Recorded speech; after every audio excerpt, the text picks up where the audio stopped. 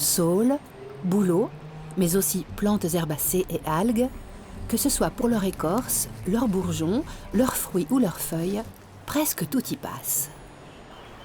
Certains m'appellent l'ingénieur de la rivière. Je façonne avec beaucoup d'habileté les paysages des cours d'eau.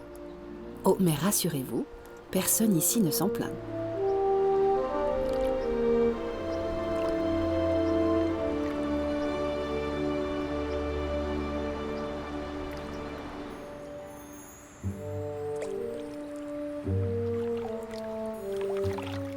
Dans la douceur du crépuscule, un sillage argenté rompt la quiétude de l'eau.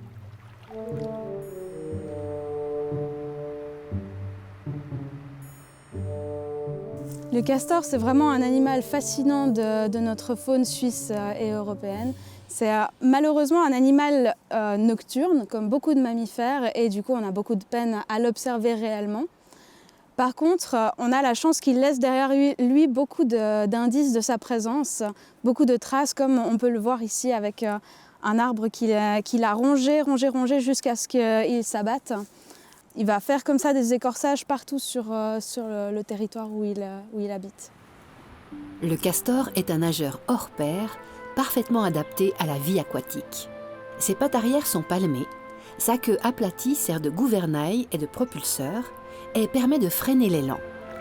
Ses narines et ses oreilles s'obstruent en plongée et il dispose de paupières translucides comme des lunettes de natation. Il peut ainsi rester immergé jusqu'à 10 minutes.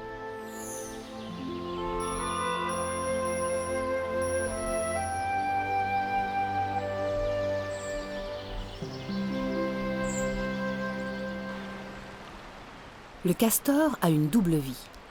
Du parfait nageur, agile et infatigable, il endosse sur la terre ferme le costume du bâtisseur avisé. Il est doté des meilleurs outils. Avec ses 20 kilos tout secs, il est non seulement le plus gros rongeur d'Europe, mais également l'un des mieux armés.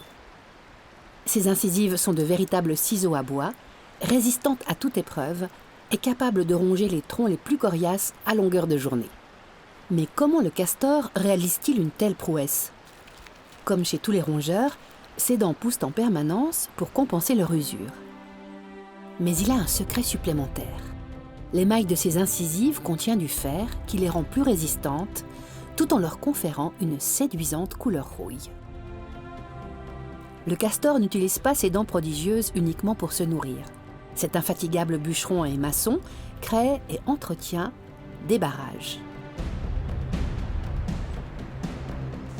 L'objectif est double, augmenter son domaine vital en étendant la zone immergée au-delà des berges et faire monter le niveau d'eau en amont pour cacher l'entrée de sa hutte.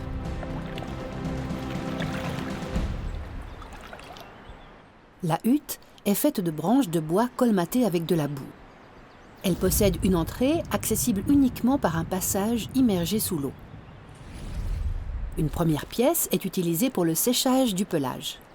Plus loin, une chambre avec une litière sèche de paille de bois offre à la famille un confort et une protection contre le froid et l'humidité. C'est ici, à l'abri des regards, que le couple uni à vie donnera naissance chaque année à 1 ou 2 castorins. Les jeunes resteront 2 ans avec leurs parents, le temps d'apprendre les techniques de construction et de défense d'un territoire, tout en s'occupant de leurs frères et sœurs, nés l'année suivante. L'acuité visuelle du castor n'est pas très bonne. Il peut par contre compter sur son ouïe et surtout sur son odorat très développé. Il est capable de détecter et de reconnaître une odeur sur de longues distances. Pour prévenir d'éventuels rivaux et marquer son territoire, il dépose une huile à forte odeur de musc sur un tas de vases. On l'appelle le castoreum. Jusque dans les années 60, plus aucun castor ne fendait l'eau des rivières suisses. La destruction de son habitat et la chasse pour sa fourrure, sa viande ou encore son castoreum, utilisé en médecine et en parfumerie, avaient mené l'espèce au bord de l'extinction dans de nombreuses régions d'Europe. Le castor avait complètement disparu du territoire suisse au début du 19e siècle. Il restait une population en France, une population en Norvège et une population en Russie.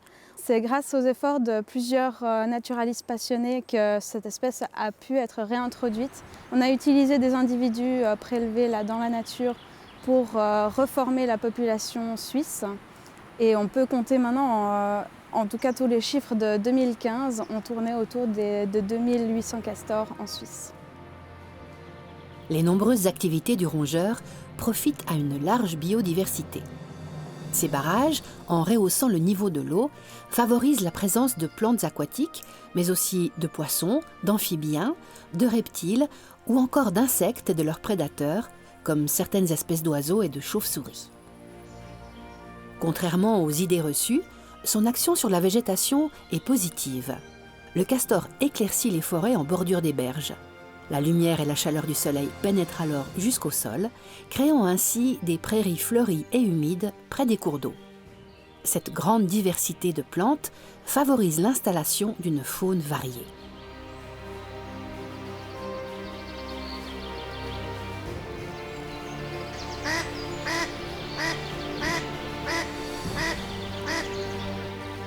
Plongeurs, terrassiers, maçons, jardiniers, ingénieurs, charpentiers, bûcherons ou encore paysagistes, la liste des aptitudes du castor est fascinante. Été comme hiver, il est un acteur clé de nos cours d'eau, dont il dicte parfois le rythme. Travailleur acharné, espèce parapluie, dont dépendent bien d'autres.